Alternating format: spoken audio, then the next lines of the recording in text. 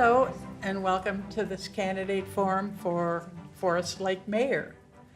I'm Mary Santee, a member of League of Women Voters of White Bear Lake area, and I live outside the city. I'll be your moderator. League of Women Voters is a nonpartisan volunteer organization which encourages citizens to participate in their government. We support voter education and voter rights. Though the League studies and takes positions on issues, we do not support or oppose any candidate or any political party. Our goal is to allow citizens to learn about the candidates, their positions, and everyone who will be on their ballot on November 5th. All candidates who filed to run for this position were invited to participate. And today we have Sam Husnick and Blake Roberts. For our format, candidates will have 1 minute to introduce themselves. This will be in alphabetical order and followed by questions. And for questions, you have a minute to respond to each question. And after that, the order will rotate. Questions were received in advance from the public and reviewed by a team of LWV members. We don't use questions that are unclear, hostile, or of a personal nature. And we have consolidated questions that are on a same topic area. During the questions, candidates each have 3 opportunities of 30 seconds to clarify or information or rebut another candidate's responses. And those are your cards. Just hold up your card, 1, 2, 3. And following the questions, you'll have 1 minute for your closing statement, and that will be in reverse order for the opening statements. Our timekeeper will show warning signs of 30 and 15 seconds, and then a stop sign. And at the stop sign, you can complete your sentence. So, candidate 1, Sam Husnick, would you begin your opening statement? Oh, thank you very much.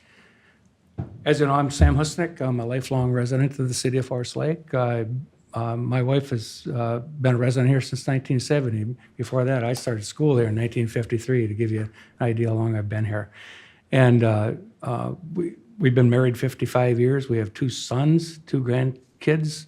I have been involved in one shape or another, or one form of another, for the past 30 plus years in the city of Forest Lake with either Planning Commission, Airport Commission, EDA, and the past 7.5 years on the City Council. That includes the liaison to the school board and for the City of Forest Lake and between District 831. So thank you very much. And Blake Roberts. Thank you. Thank you for this opportunity. My name is Blake Roberts. I also am a lifelong resident here in Forest Lake. I own a couple small businesses in town. I have 3 lovely daughters. I'm married to my wife, Siobhan, for the last 10 years. We run, as I mentioned, a couple businesses together in Forest Lake here. I've been on the City Council for the last 1.5 years. I've been on the Economic Development Authority for the previous 12 years. I also have served as past president of the Forest Lake Rotary Club and Forest Lake Lake Association. And I am an active member of the Forest Lake Chamber of Commerce and Forest Lake Lions Club. And just looking forward to being able to get this information out and on my topics and priorities, and looking for a great conversation. Thank you. And we'll go to the questioning now, and we'll start with Blake Roberts. What skills and experience do you have that make you qualified to be mayor of Forest Lake? So, as I mentioned before, being very actively involved in the community, I think that's important. You need to know the community to be able to represent the community. So, being involved in those civic organizations has allowed me to do that. Also, having a small business, a couple small businesses. Small business is key, and all business is key for Forest Lake. And so, having that knowledge, knowing what it takes to run those, the challenges, that are both just internally and then also different challenges that you have with working with government. I think I bring a great set of eyes to that and will help me as mayor. Thank you, Sam Husnick. Yes, excuse me. I am also a retired business owner. We had two businesses in the city of Forest Lake. My wife and I are both retired now, and I have the experience that goes along with that, and also the experience of working in city government along the way. And I want to be able to continue that work, and knowing that there's lots of things to do, and that's about it for right now. So sorry about that. My mind went kind of blank there. Sorry. Thank you. We'll go to the next question, and Sam Husnick, you will begin. The city has had an interim city administrator for 8 months. When that position is filled, how would you define success for the individual at the end of their first year? Say that again. I'm sorry. Let's clear. I want to be clear. The city has had an interim city administrator, and when you hire your new person, how would you define success for that person in the first year? In our particular case, I think it's being able to work with staff. Right now, that's been kind of an issue with past administrators we've had, including the interim. So that's the big thing, is make sure that they can work with the staff and direct staff without micromanaging and letting these folks do their job and being able to move forward. And so they have to be able to get out into the community. I want to make sure that whoever we hire lives in this community, so they get out into the community. The last administrator we had did not live here, and that got to be kind of an issue because they just weren't out into the city and in with going on with all the folks. So those are my goals for that. So Thank you. Blake Roberts. So being a city administrator is a challenging job. They have to wear a lot of hats. So to gauge the success for that, a number of things have to happen. First and foremost, they need to serve the city, the residents of the city. That is their job. They are working with the council to direct the city on day-to-day operations, help promote business, and just be really a cheerleader for the city. Also, they do have to manage people. That's a challenge at times. So you have to have a city administrator that's willing to challenge staff, make them the best employees they can be, but also respect them. So I think having those two roles, both being for the resident, actually three roles, being for the resident, working with the council and employees is key to gauge whether or not you have a successful city administrator or not. Thank you. And then you'll begin the next question. Blake, if elected, what would be your top 2 priorities for the city, and how would you move these issues forward? Top 2 priorities. On top of roles that city government their core roles are public safety and infrastructure. On top of that, it's development. Forest Lake is on the cusp of having a great opportunity to develop. The population continues to move north. We've got a lot of developable land. And so working with developers hand in hand and figuring out, instead of asking, how can this not happen? This is, how can we make this happen? We have to be partners with those individuals. The other priority is downtown. So we have a wonderful downtown. We've missed out on a lot of opportunities there. That also is on the cusp of just exploding. We've got a beautiful lakefront, and so working with developers for redevelopment is going to be key and something that I will work very hard on. Thank you. Sam Husnick. Yes, my priority would certainly be to make sure that our infrastructure is in place because no development could happen without making sure that the city's doing their part. And we have to make those investments in that sort of thing, the infrastructure, the roads, making sure the sewer system's working and water and so we have to make sure that that's in place first, and then of course working with whoever can come up with a good idea for the things for the challenges we have. We've had a study done for this downtown area, and it just gave us a blueprint of what what is possible, and it's going to be one of our biggest challenges, especially with the highway right there and the amount of parking we need and so forth. So those are one of the biggest ones.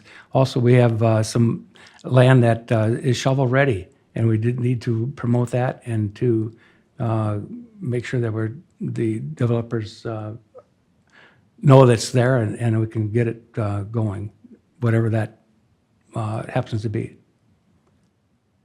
Thank you. And move on to the next question, and Sam Husnick will go first. Part of a mayor's job is the facilitation of city council meetings and ensuring that every member is heard. What experience do you have in balancing conflicting viewpoints and building consensus in decision-making? Thank you. When I served on the Planning Commission, I chaired it for 12 years, and that's where a lot of that experience comes from. And I've also been acting mayor on several different occasions when the mayor can't be here for a meeting. And so the idea is to make sure that everybody's voice is heard, and whether you disagree or agree, the majority rules. And so I have the experience that goes with that. I've been doing that for many years in different committees and so forth, and I think that I'm the right choice for that particular job. Thank you. Thank you. Blake Roberts. So that role is very important. Our current mayor, Mara Vane, has done a great job in doing that in my experience in the last year and a half. And so those are big shoes to fill there. I think the key, especially for local community type decisions, in most cases, everyone has the same goal. They have the same goal. They want what's best for the community. It's just sometimes you have different ways to get there. So it's listening to all of those different opinions and letting everyone on the council be heard equally, and the residents, and then coming to some type of a consensus. And you may not agree. You might not always agree. It is majority rules. And so it's just working with everyone to get their message out, and then agree to disagree and move on to the next issue. Thank you. And the next question will go to you first, Blake. How will you engage with residents to solicit feedback, involve them in decision-making process, and ensure their voices are heard? That's a challenge for any local government, I believe. It seems as though when decisions are made at city council level, a lot of times that opportunity is missed for public input. They're not paying much attention. They're living their lives. Everyone's busy. So it is getting out social media, either on your own personal social media, the city social media, to get the word out of what the topics are going to be and get their feedback. Perfect example, we are looking at cannabis legalization here in Minnesota, and the city wanting to decide how many licenses we allow. The conversation was, well, what do you 5 want? And my comment was, doesn't matter what the 5 of us want, it's what 20,000 people want. How many licenses should we offer? Where should they be located in the city? And so it is key. That is the most important part about this, getting the input from the residents and making sure you're representing them that way. Thank you. Sam Husnick. Yes, my plan on having a very open door policy that anybody can come to me at any time that they wish. I am retired, so I can be available for anyone who wants to talk, and it includes if they want to have a neighborhood meeting of some sort, I'd be more than willing to do that. My phone number is out there for everybody to talk to or to call me anytime they feel like it, and to discuss whatever needs to be talked about. And so I want to make sure that we keep people engaged as much as humanly possible to make sure that these decisions are made, that the council can make the right decisions based on what we're hearing from the public. So it's all about open door and being available. Thank you. Go to the next question. Sam Husnick will begin. What do you believe the city should do to ensure a thriving business community? Well, first of all, I think that the tax base is a big thing. One of the problems with when we're working on budgets, we're always trying to balance that the people that are paying the taxes or paying the bills against what the wants and needs of the city are. And so you end up with a situation where the businesses need to be able to thrive at a equitable tax base. And so make sure that there's laws and rules that don't inhibit the businesses. So I want to be very promotional. I want to make sure that we promote our business as much as humanly possible that way. So, thank you. Thank you. Blake Roberts. This is a very important subject. We have a very strong Chamber of Commerce. I think engaging with them even more so than the city already has, they're a great partner of ours, is huge. Letting developers know that we do have developable land, that we're willing to work with them, whether it's TIF, to tax increment financing, or just doing a rehab on the front of their building. We have a program that allows for money back for anyone that does any improvements to their building. We also have a great relationship with Washington County EDA, and so working with them and letting the businesses know all the opportunities that are out there is key. And quite honestly, Forest Lake will be open for business. I am willing to work with any developer and let them come to Forest Lake, see what we all have to offer, and continue to grow this city. Thank you. And the next question, Blake Roberts will go first. In what ways do you see zoning regulations and building codes getting in the way of more affordable housing? So that's a fine line to strike. A lot of those regulations and zoning codes and everything are there for a reason. It's to protect the city. It's to protect the residents. So those are very important to keep those standards high. But you do have to balance that with working with that developer or that landowner, so not to be too restrictive. We have some partners, watershed districts and things at times that get a little bit too restrictive which makes it much more expensive for development. So striking that fine line where we are protecting the residents and building great facilities and infrastructure, and also allowing some of the red tape to be taken away so that we can actually get things done and developed. Thank you. Sam Husnick. Yeah, part of it's, we have to make sure that our zoning is in place to allow for maybe higher density and that sort of thing. Regulations are really part of the problem, and it's really a challenging thing to have affordable housing. What's the definition of that? And so it's getting tougher and tougher with building codes and material costs and labor costs and so on. And so there's going to be some real challenges working that out. Washington County is going to have to be part of our decision-making process along the way. And the Met Council, of course, they are kind of dictating where we are with density and that sort of thing. And I think that's what it's going to take, is to define exactly what that's going to be so that we can move forward as best we can. But it's a real challenge. Okay. Can I add something? So the city did a year ago reduce the maximum or the amount of lot size we have, so that has made it affordable, so we can build on smaller lots. Affordable housing doesn't necessarily mean apartments and multifamily housing. It also means just being able to work with that developer, allow for smaller lots so that we can get that density. I'm not sure that always helps because of the cost Would of. you like to Right. use one of your rebuttal cards too? No, it's not. It's just that we have to make sure that what that definition is. We need to know exactly what affordable housing is. What's the definition?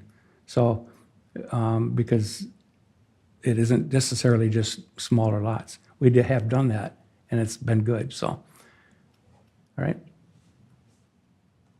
Thank you. The next question will go first to Sam Husnick. What changes, if any, do you believe should be made with the current arrangements with the Forest Lake Association? Well, so far, you know, the city of Forest Lake has always been a big help with the Forest Lake Lake Association. You know, we've given money to help with weed control and that kind of thing, and I don't know that that we need any big changes with that. That we rely on the Lake Association to come forward to the city council to let us know what the wants and needs are and what the challenges are there. And the city council then makes a decision on what they can do to help. So that's it. Thanks. And Blake Roberts. So as the founding member, one of the founding members of the Lake Association and past president, this is real near and dear to my heart. I've grown up and lived on the lake all my life. We have a great relationship with the Lake Association. That was something that I, again, started with a number of other individuals in the city. We came to the city and partnered. This goes back to 2007, and the city has continued that partnership along with the watershed district. And so improvements, might be questioning whether the weed harvesting program actually is effective or not. Some residents like it, some don't. So it's really going and talking through that, working with the association and letting them lead and us follow as partners has been a great relationship, and I hope to continue that even stronger. Next question, we'll begin with Blake. Forest Lake currently operates under a 10-year capital improvement plan, CIP. What changes, if any, would you want to make to that plan? The plan is for the first time in a number of years, well, for first time ever, from my understanding, that we do actually have a 10-year plan, which is really great in guiding us on how to budget for the future. It looks at different needs that we might have, whether it be facilities, capital equipment, park projects. And so I don't think I'd make much changes. It is hard to forecast out sometimes 10 years. So the only change would be to allow that. I mean, that's a living document so that it can be, as things change, the economy changes, we're able to make adjustments to that. So if there are some impacts on taxes, maybe we soften that up and we push a project down the road if we're in a tough economic time. We've been discussing that here recently with the current budget. And so I'm just grateful to have that document to guide us going forward. Thank you. Sam? Yes, the 10-year plan is a blueprint for us to be able to move forward. And then one thing about it, it does identify what needs to be done in the city of Forest Lake. Whether or not we can achieve all those goals all at one time, even yearly, can be some challenging at times. But at least it lets us know that we have buildings that need repair, we have buildings that need to be built, that we need for the city, and as far as public works and so forth. And it gives us an opportunity to look at all those things that need to be done. That's just a few of the things, but at least it gives us kind of a blueprint. And of course, like any CPI, CIP rather, is that you can adjust it, or you have to adjust it yearly sometimes. And so, but it is a blueprint for us to move forward. Thank you. And Sam, you'll begin for the next question. Mm-hmm. A Parks and Recreation Commission has been established, and a Parks and Recreation Coordinator is to be hired. What do you believe are the priority issues for the commission and the new coordinator? The big thing as far as the Park Commission is concerned, in my opinion, is that they're going to be a big help in identifying what really needs to be done with the parks. And they can take a look at each individual park. We're dealing with about, I think, 24, or depends on which one you want to count, but it's 24 or more parks. And so each one has to be looked at to identify what equipment it's going to take, what repairs need to be done. And so the Parks Commission, that would be a big portion of their job as far as I'm concerned, so that they could let us know as a city council to try to fund whatever they need. It isn't always possible. For many years, the park board or the parks have been funded through park dedication fees and that sort of thing. And now we have been putting money into the parks system, which never happened before through the city council. So it's one step at a time. Thank you. Blake Roberts. So unfortunately, we've not had a Parks Commission or Board for the last 2 years, which is an absolute travesty. We need to get the input from individuals who are near and dear to parks. A lot of that their kids are using those parks, and we've not had that in place. We've tried to, as a council member, I've advocated to get that in place. We finally are, so we need to move forward and give them the tools that it takes to improve our parks. We have started spending some more money on parks, which is great.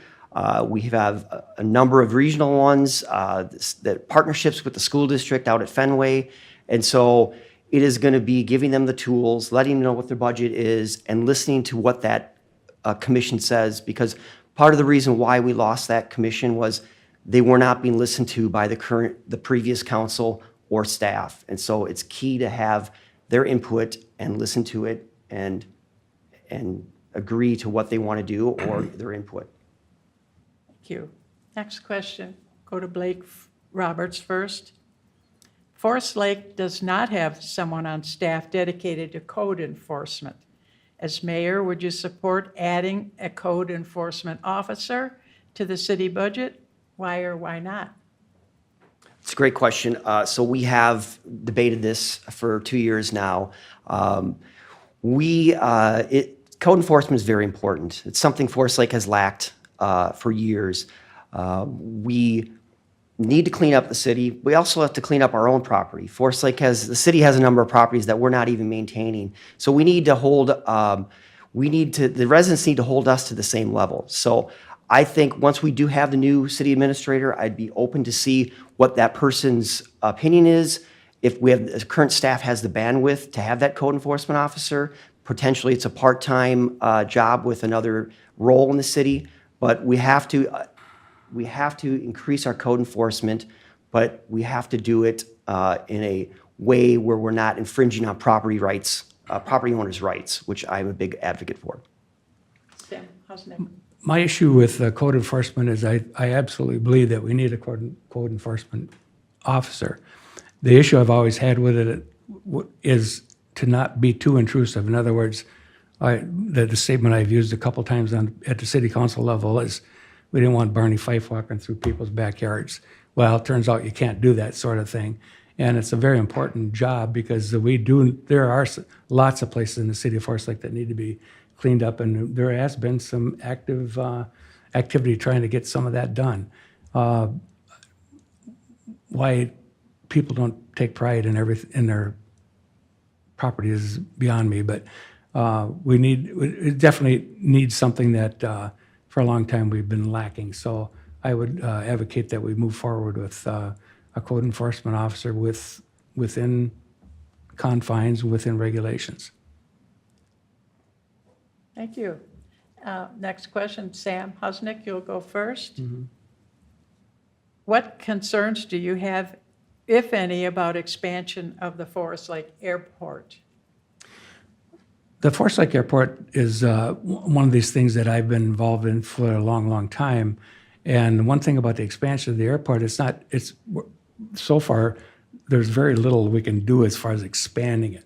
It's just improving some of the things that we already have there, maybe adding some new hangar areas, a taxiway, for instance. We just did something like that over there. There's going to be only a short expansion on the runway. There's a very limited amount that we can do there as far as that part is concerned, but we can certainly enhance what's already there. And the MnDOT Aeronautics has been a fantastic partner in that whole endeavor. And one thing about the Forest Lake Airport, if you look at the study from MnDOT Aeronautics, that it showed about a $3 million positive impact to the economy of the city of Forest Lake every year. Thank you. Blake Roberts. The airport is a huge benefit to the city economically and just recreational. It's a great amenity to have. However, we need to do it, have more transparency in the airport. We've been told for years that this is fully funded. The taxpayers are not funding this, but actually that's not the case. City staff time has not been dedicated to any a lot of the activities out there.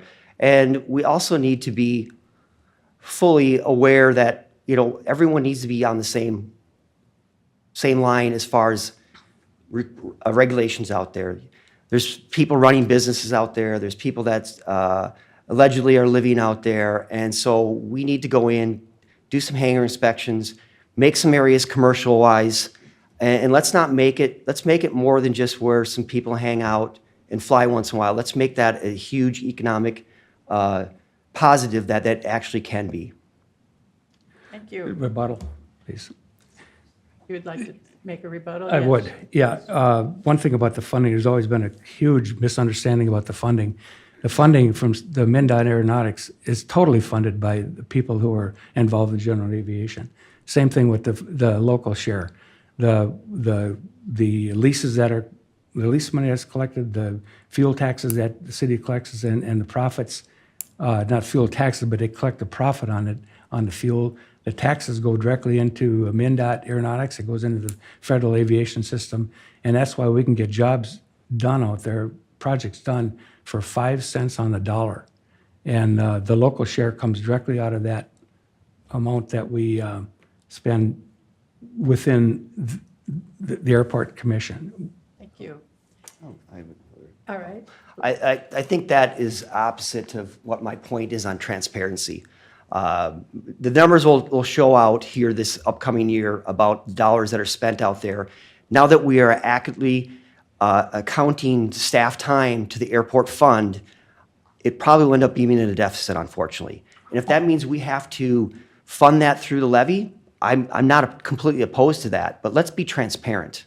That's not what's been going on out there for the last 15 years. Thank you. And this is going to be our last question that we brought. You've been very efficient in answering. And the first to answer will be Blake Roberts.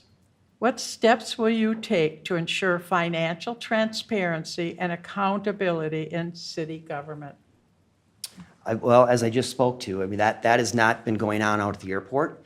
That is the utmost important thing in city government.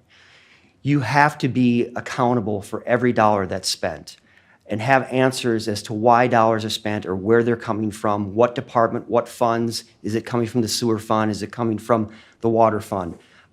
That is important. That would be one of the most important things I look at. We've got a great finance director in place right now. Again, we've worked starting on that 10-year plan. That continues to evolve. And so having that transparency is, again, one of the most important things when it comes to city government for people's tax dollars. Thank you. Sam Husnick. Last year, we increased our levy to, there was one particular portion that we increased it quite a bit, was to fix some roads that sorely needed some work on. And one of the things I've asked our engineer is, well, let's go through and just tell the public, how was that money spent? Let's show exactly where that money went. And so that's just one example besides the accounting. And we want to make sure that the residents know where their money is going every single time, and whether there is the accountability.